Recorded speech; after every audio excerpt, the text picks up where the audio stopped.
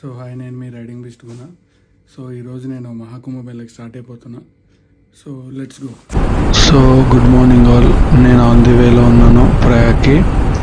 So ఇప్పుడు మనని ఒక స్పెషల్ పర్సన్ కలవబోతున్నారు, తన పేరు ఫనన్న. Let's meet. సో బ్రోని కలిసాను ఇప్పుడే. జస్ట్ నాకు చాలా చాలా అంటే చాలా ఇగో ఈ బోబోది ఇది ఒకటి ఇచ్చాడు అండ్ మెనీ థింగ్స్ అన్నమాట. అదొకటి ఇచ్చాడు, ఇంకా సమ్ మగ్గి రోప్స్ ఇచ్చాడు. సో తను రిటర్న్లో ఉన్నాడు. Funny bro. మొత్తం నాకు ఇన్పుట్స్ అన్నీ ఇచ్చాడు, ఎక్కడెక్కడికి వెళ్ళాలి, ఎక్కడ ఆగాలి. సో ఏం ఫంబుల్ అవ్వద్దు, ఎంజాయ్ ద రైడ్ అని చెప్పారు. సో మంచి చిల్లున్నాడు బ్రో.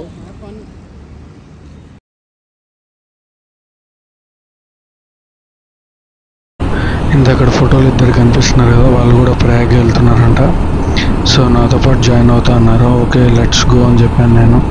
వాళ్ళ పేరు, ఒకరి పేరు వచ్చేసి సతీష్ అండ్ ఇంకొకరి పేరు వచ్చేసి శివ.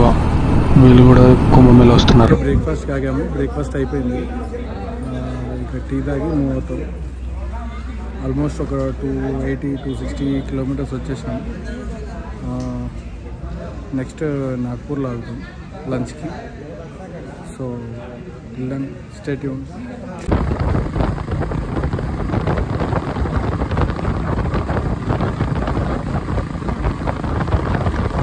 డ్రింక్స్ బ్రేక్ ఆగాం నాగ్పూర్.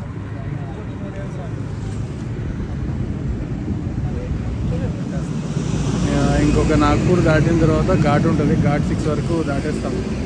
ఇప్పుడు ఇక్కడ లంచ్ చేస్తాం ముందుకెళ్ళిన తర్వాత. Okay stay tune.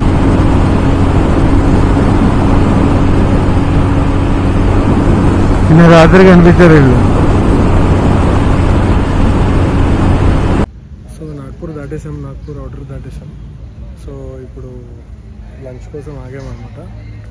లంచ్ అయిపోయిన తర్వాత ఇక డైరెక్ట్ ఒక ఫ్యూయల్ స్టేషన్ తీసుకొని నెక్స్ట్ ఘాట్ అయిపోయిన తర్వాత ఎక్కడైనా స్టే చూస్తాం. అంతే, నాన్ స్టాప్ కొట్టేస్తాం.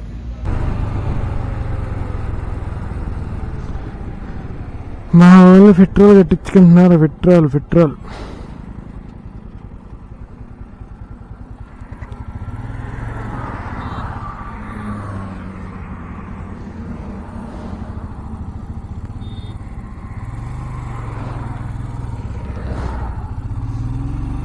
ఎందుకంటే మళ్ళా ఘాట్లోకి వెళ్ళిన తర్వాత పెట్రోల్ బంక్లు ఏమి ఉండవు. హాఫ్ ట్యాంక్ అంటే కొంచెం తక్కువ ఉంది, వెళ్ళిపోతుంది. కానీ ఎందుకు సేఫ్ సైడ్, అసలే చీకటి అవుతుంది, ఎందుకు రిస్క్ అని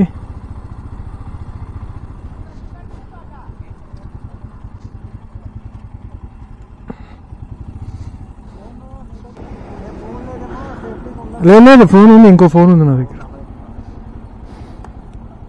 ఇగో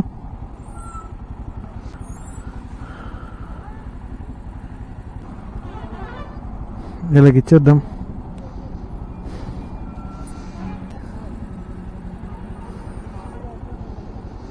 ये आपको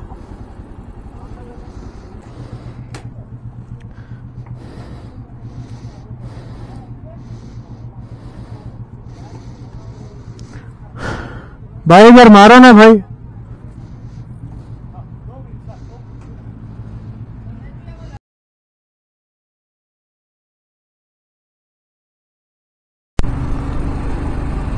సో ఇది ఫారెస్ట్ గైస్. ఇదంతా ఘాట్ అంట, మరి ఘాట్లా లేదు. అటు ఇటు అన్ని వాళ్ళ కట్టేశారు.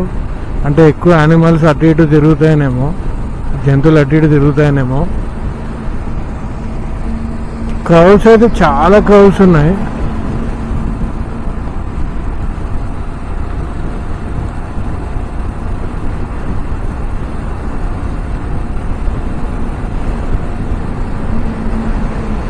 అయిపోయింది ఘాటు, ఐ థింక్ సో. ఇది వచ్చేసి కార్యా అనే విలేజ్లో ఉన్నాం.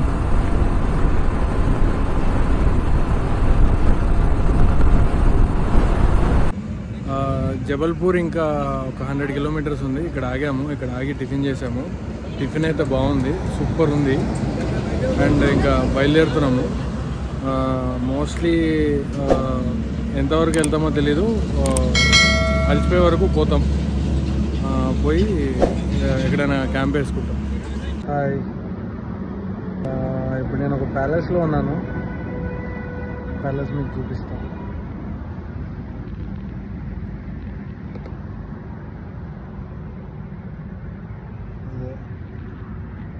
ప్రజెంట్ నా ప్యాలెస్.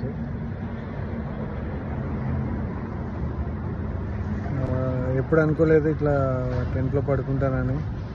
ఇదొక పెట్రోల్ బంక్లో one of the best experiences. Hello, good morning guys. నేను మీ రెడీమిస్ట్ గున్నా అండ్ మన ప్రయాణం మళ్ళీ స్టార్ట్ అయిపోయింది టువర్డ్స్ ప్రయాగరాజ్. సో కొంచెం దూరం వెళ్ళిన తర్వాత బ్రేక్ఫాస్ట్ చేసి మళ్ళీ స్టార్ట్ అవుతాం.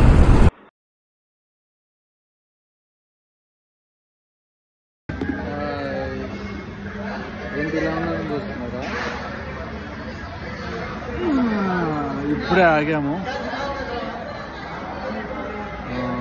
బ్రేక్ఫాస్ట్కి. ఇంకొక 200 ఉంది ఎగ్జాక్ట్గా ప్రయాగ్. సో ఇప్పుడే ఆగామన్నమాట. ఆల్మోస్ట్ 150 వచ్చేసాము. హర హర మహాదేవ్. మొహం అంతా చూడండి ఎలా ఉంది, ఎలా అయిపోయింది. మొత్తానికి బండి అయితే మొత్తం పార్క్ చేసేసాం. ఇప్పుడైతే ఘాట్ దగ్గరికి వెళ్తున్నాం. సంగం ఘాట్ దగ్గర ఉన్నాం, త్రివేణి సంగం ఘాట్ దగ్గర. సో రష్ అయితే మామూలుగా లేదు. మేము మొత్తం మాఫీ చేసి అయితే వచ్చేసాం. పోలీసులు కూడా మాకు చాలా చాలా హెల్ప్ చేశారు. సో మొత్తానికి ఘాట్ దగ్గరికి వెళ్తున్నాం.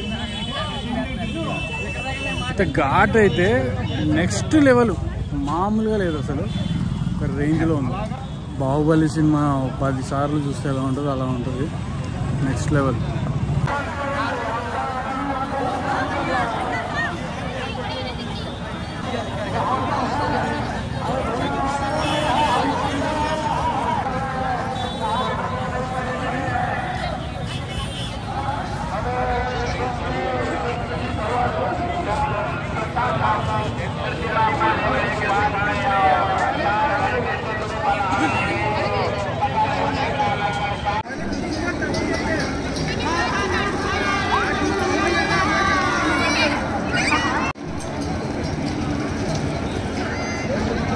వెళ్తున్నాం.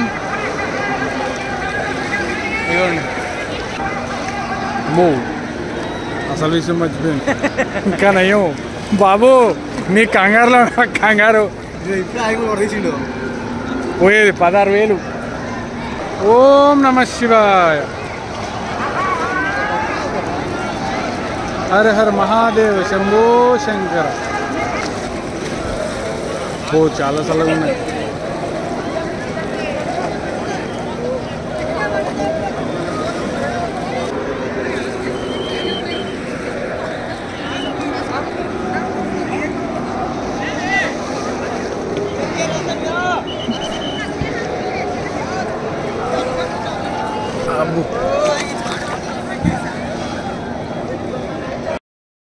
అసలు ఈ ఫీలింగ్ ఎక్స్ప్రెషన్స్లో చెప్పలేను.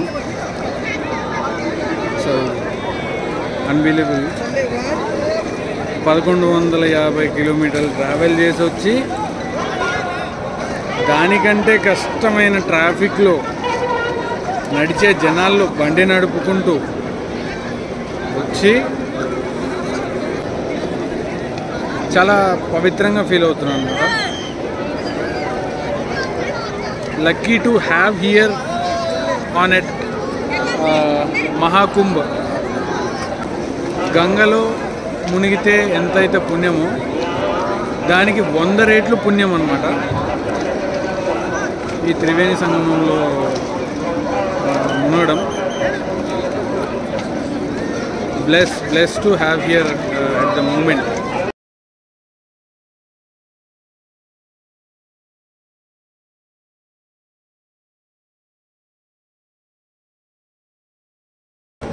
సో ఇదండి త్రివేణి సంగమంలో పుణ్యస్థానం.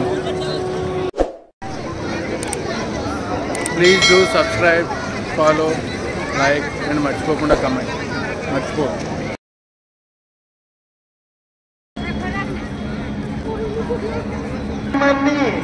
शरीयत पचम्बा से तू जहाँ भी होगी यहाँ पे आज केकरे से पूछ के हम रंती देवी शरीयत पचम्बा आगे చెప్పేది అన్నా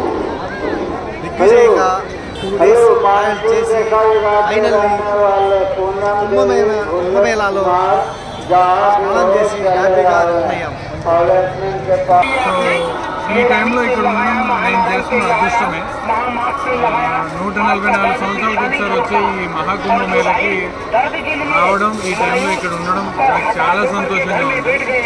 అండ్ ఈ అదృష్టం పాత తరాలకి అండ్ రాబోయే తరాలకు కూడా ఈ అదృష్టం ఉండదు. ఎందుకంటే ఒక మనిషి సాధారణమైన జీవితం 100 సంవత్సరాలు అని చెప్తారు, కానీ ఇప్పుడు ఈ జనరేషన్లో ఉండే ఏజ్ 60 కంటే ఎక్కువ ఎవరు బతకలేరు. ఇప్పుడున్న ఫుడ్ హ్యాబిట్స్, స్లీప్ హ్యాబిట్స్ ఇవన్నీ అలాగే ఉన్నాయి. సో నేను చాలా అదృష్టంగా ఫీల్ అవుతున్నాను అనమాట, చాలా బ్లెస్డ్గా ఫీల్ అవుతున్నాను. So thank you. ఈ బ్లాగ్ మీకు నచ్చినట్లయితే please subscribe, like, share, comment చేయకుండా మర్చిపోండి. సో ఇట్లా స్ట్రీట్ ఫుడ్స్ ఉన్నాయి ఇక్కడ ఘాట్ పక్కకే. ఇది ఘాట్ అటు పక్క, ఇవన్నీ స్ట్రీట్ ఫుడ్స్. ఇప్పుడంటే కొంచెం క్రౌడ్ తక్కువ ఉంది. ఇంకా అక్కడ సాయంత్రం మేము వచ్చినప్పుడు అయితే బీభత్సమైన క్రౌడ్.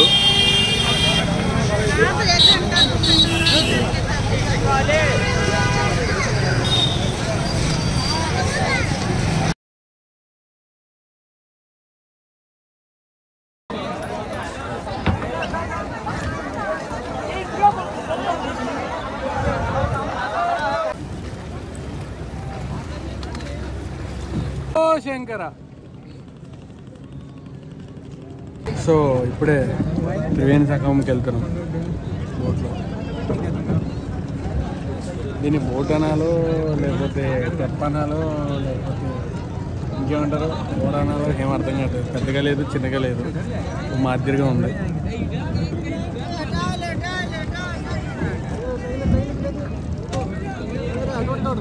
ఇలా ఉంది. మనోడు భయపడుతున్నాడు పడవ ఊపుతుంటే.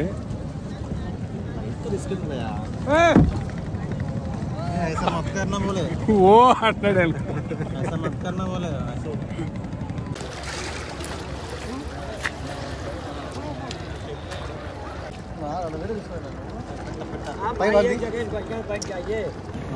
గట్టిగా ఊగుతుంది పడవ.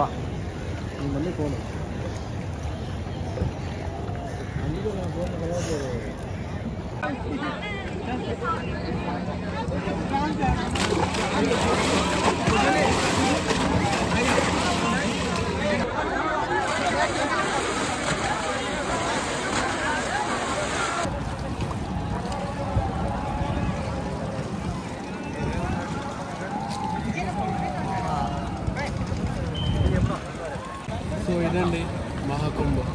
ఇప్పుడే మేము బోట్లో అక్కడ త్రివేణి సంగమం దాకా వెళ్ళొచ్చాము. బ్యాక్ టు ఘాట్కి వెళ్తున్నాము, అరేలీ ఘాట్. సో అక్కడి నుంచి బ్యాక్ టు అయోధ్య. యాక్చువల్లీ నిన్న రాత్రి వచ్చాము కానీ బోట్స్ ఏం దొరకలేదు, అవైలబిలిటీ లేవంట. మార్నింగ్ 5 o'clock నుంచి బోట్స్ అంట. సో మేము నైట్ అంతా రెస్ట్ తీసుకుని మార్నింగ్ అంతా ఫ్రెష్ అయ్యి వచ్చాము. వచ్చి ఇప్పుడే కంప్లీట్ అయింది అది. జస్ట్ చాలా క్రౌడ్ ఉంది, బోట్స్ కూడా అసలు దొరకట్లేదు. ప్రైజెస్ అయితే ఇష్టం వచ్చినట్టు చెప్తున్నారు అన్నమాట. సో